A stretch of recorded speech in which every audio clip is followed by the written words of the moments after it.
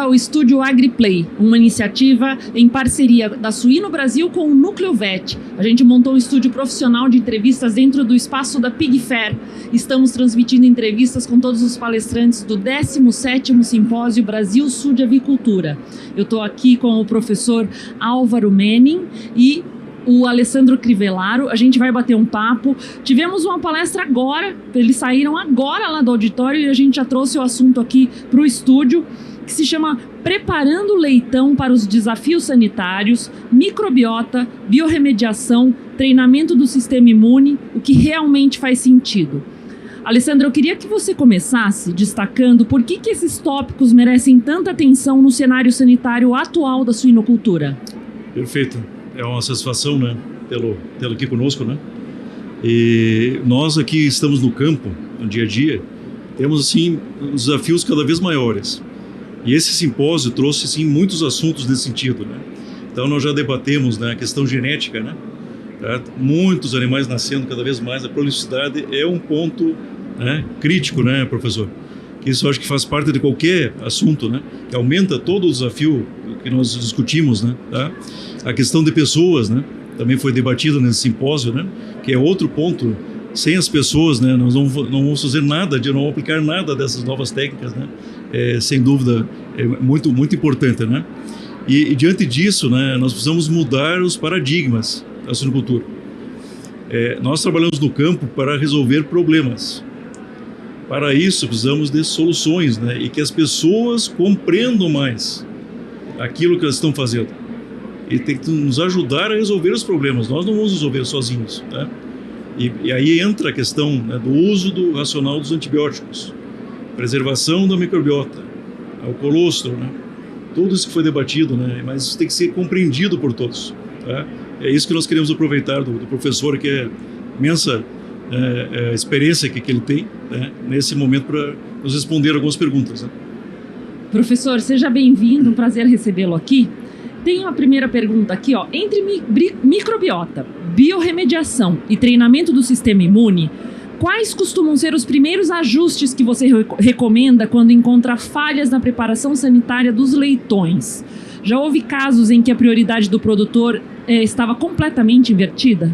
Bom, primeiramente, é um prazer, Priscila, um prazer, Alessandro, fazer parte desse momento. Acho que é muito importante essas discussões e o nível científico do evento nos transmite, nos remete a esse tipo de discussão. Então, nada mais justo do que a gente aproveitar o conhecimento do Dr. Alessandro também para a gente compor aí a nossa linha de raciocínio. Priscila, quando a gente fala em preparação do sistema imune do leitão, a gente está falando em promoção da saúde. Promoção da saúde, automaticamente, ela também se associa com a biorremediação e se associa também quando a gente fala em modulação com de microbiota. Então, quando a gente pensa esses três pilares, preparação do sistema imune, modulação de microbiota e biorremediação, a gente não está falando nada mais do que promover a saúde do leitão, ou para que ele tenha a melhor performance possível. Nós em momento algum a gente consegue falar de performance sem saúde. Então, a performance ela é um resultado da saúde do leitão. Então, quando a gente fala em preparar esse leitão, ele começa ainda na vida fetal, essa preparação, justamente com ajustes nutricionais, com cuidados com a fêmea, para que ela realmente venha no parto a gerar leitões saudáveis. A gente fala muito em vitalidade desses leitões. O que é essa vitalidade? Essa vitalidade nada mais é do que a capacidade dele conseguir conviver com os desafios frente aos quais ele está sendo exposto. E composição da microbiota é só uma continuidade dessa vida fetal, que também vai sofrer influência da mãe.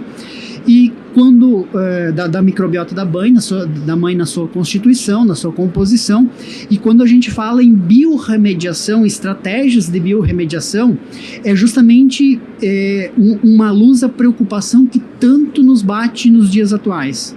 Quando nós falamos em biorremediação, são estratégias para a gente, de alguma forma, mitigar esses desafios sanitários e para que a gente consiga efetivamente manter essa promoção de saúde de forma sustentável, com o menor custo possível e melhores resultados, ou seja, performance. Então, biorremediação hoje, da forma como a gente pensa, e já trazendo um link para um grande desafio mundial que é a resistência a antibióticos, é simplesmente o fato de a gente trabalhar com possibilidades de não conseguir tratar determinadas infecções. Então, quando a gente pensa em estratégia de biorremediação, é justamente estratégia de tentar mitigar essa circulação de genes de resistência para que a gente consiga, frente a um desafio sanitário, simplesmente conseguir tratar o animal, o leitão, com antibiótico. Então, quando a gente pensa em biorremediação, passa por uma tarefa muito simples: conseguir tratar um leitão no momento que é necessário, utilizando um antibiótico. Aí entra um pouco na linha da solução do problema, né, Alessandro? Porque Exato. algumas estratégias, elas vêm para tentar evitar que o problema chegue, né? Exatamente. Depois que né? ele chega, aí eu acho que entra com a biorremediação, eu acho que E nessa linha, né, o que tu achas, né, do produtor aplicar um antibiótico no primeiro dia de vida do leitão, ou a cada manejo, né, que ele sabe que vai haver um estresse ainda por cima do leitão, aplica uma nova dose de antibiótico, né? Qual é o efeito disso, né, que causa nessa microbiota, né? Então, assim, quando a gente pensa nessas estratégias, assim, Alessandro, a gente visualiza, assim, com uma visão microbiológica clínica, Sim. uma devastação dessa microbiota. Então, assim, a gente justamente está utilizando estratégias... Impressiona, né? Impressionantes, exatamente, assim, que tem um papel totalmente comprometedor, justamente do raciocínio que a gente tenta ou buscaria dentro de um processo de estabelecimento de saúde, de recuperação de saúde. Exato. Que quando você utiliza o antibiótico, principalmente nessas fases que são fases muito críticas, pensando que a microbiota ela constitui uma barreira da imunidade inata, nós simplesmente estamos debelando, estamos simplesmente eliminando uma importante barreira da imunidade inata, que ela é de baixo custo dentro do processo produtivo, porque naturalmente ela iria se estabelecer. Sim. A questão é que à medida que a gente usa essa estratégia, a gente simplesmente está eliminando essa barreira que poderia proteger o leitão ao longo do tempo. Além disso, a gente está expondo esse leitão a determinados princípios ativos, induzindo populações bacterianas, por exemplo, Seletivas, né? selecionando justamente populações bacterianas que a partir daquele momento se tornam resistentes àquela molécula que está sendo utilizada. Exato. Que num futuro, à medida que é necessário ser estabelecido um tratamento, uma antibiótico-terapia, a gente simplesmente não poderá mais contar com essas moléculas. Perfeito. E a gente está falando numa condição muito superficial ainda, Alessandro, porque Exato. a gente nem entrou ainda na discussão quando a gente fala que muitas dessas moléculas, elas também são usadas para o tratamento de infecções em humanos. Sim. Então a gente está selecionando, Sem falar nisso, né? Claro. a gente está selecionando muitas vezes genes de resistência chamados zoonóticos, ou seja, que podem ser transferidos para as Uma microbiotas, responsabilidade que nós temos, né? para as microbiotas de humanos, assim como genes antropozoonóticos, ou seja, bidirecionais, que tanto pode ser transferidos para a microbiota humana quanto da humana para as microbiotas Então, por isso a animais. importância de levar esse conhecimento para o produtor, né? Uma vez que ele entenda isso, né, ele não vai fazer. Como nós entendemos, né, e passamos a não fazer mais, né, as pessoas precisam desse conhecimento também que cheguem até eles, né, para não abandonar essas práticas. Né. Aí nessa linha, professor, quais métodos de estimulação do sistema imune dos leitões têm respaldo científico e aplicabilidade prática nas granjas comerciais? Existe algum exagero no uso de ferramentas imunológicas? A gente está falando aqui um pouco da questão dos antibióticos nesse período inicial, né? Que possa comprometer mais do que ajudar, imagino que seja isso, né? Muito bem colocado, Priscila. Eu acho que dentro dessa perspectiva, assim, a gente pode considerar que o programa vacinal da fêmea e o programa nutricional da fêmea, ele é a base para a constituição da imunidade adaptativa do leitão, ou seja, a capacidade desse leitão vir a responder às infecções futuramente ou aos desafios, né? Então isso é fundamental.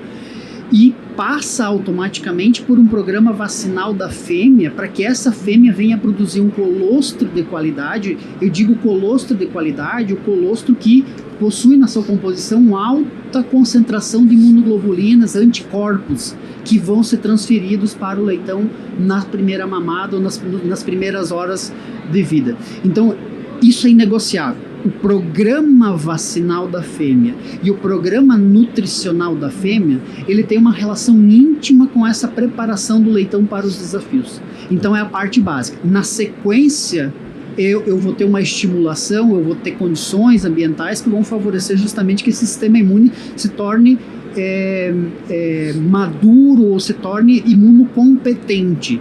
Mas a base é construído pela mãe, ou seja, nessa primeira, ainda na fase gestacional. E aí dentro dos exageros, quando a gente pensa na microbiota, principalmente a gente vê a utilização de determinadas ferramentas como probióticos, pré-bióticos, estimbióticos, simbióticos, de forma descontrolada, ou seja, sem conhecer o direcionamento que essas ações podem desencadear à medida que não aplicadas adequadamente. Esse é um ponto muito importante, falaste, né? De uma forma descontrolada, né?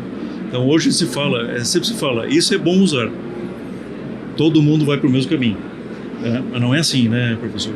Tem que ter um planejamento, né? Uma estratégia, né? Como usar as coisas, né? Eu acho que esse ponto tem que ser bem explorado, né? Falou muito bem, né? Fundamental, Alessandro. Eu acho que como usar, né, todas essas ferramentas, né? Então, assim, a gente não pode usar sem critérios. Então, a gente precisa de critérios para utilizar. Então, desde o momento, qual é a idade que eu vou utilizar, em que momento que eu vou fazer a intervenção, a grande questão é que nós avaliamos muito pouco. Então nós usamos de forma muitas vezes aleatória, esperando resultados que nem sempre vêm. Muitas vezes eles são coincidências dos processos, né? Porque nós não temos métricas.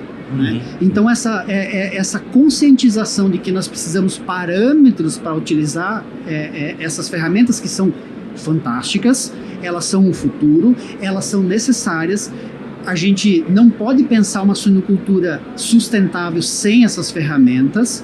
Entretanto, a gente precisa de critérios para efetivamente a gente obter o melhor resultado possível e de forma racional dessas ferramentas, porque senão eu vou aumentar o custo de produção e não necessariamente eu vou ter resultado a partir da utilização dessas ferramentas. Esse é o ponto. Quais indicadores você considera mais confiáveis para avaliar se as estratégias adotadas estão realmente aumentando a resistência sanitária dos leitões? Existem métricas que costumam ser superestimadas, mas que não refletem o quadro real? Eu acho, Priscila, é bastante complexo assim, esse contexto para a gente aprofundar. A gente precisaria de mais tempo, mas assim, de forma bem generalista, quando a gente pensa em estruturar o sistema imune, a gente precisa primeiro pensar na fêmea. Então esse é o primeiro critério. Então essa abordagem ela precisa obrigatoriamente passar pela fêmea. Eu preciso ter uma fêmea com condições metabólicas de gerar um leitão que tenha condições de alguma forma responder de forma melhor aos desafios frente a qual ele vai ser exposto. Então, primeiro passa por esse ponto. Depois eu tenho uma fase em que ele é muito dependente, ou seja, uma fase inicial da vida, ele nasce sem anticorpos. Ou seja, isso é uma questão de anatomia, é uma questão de fisiologia. Ele nasce desprovido de anticorpos, ou seja, ele nasce, a gama globulina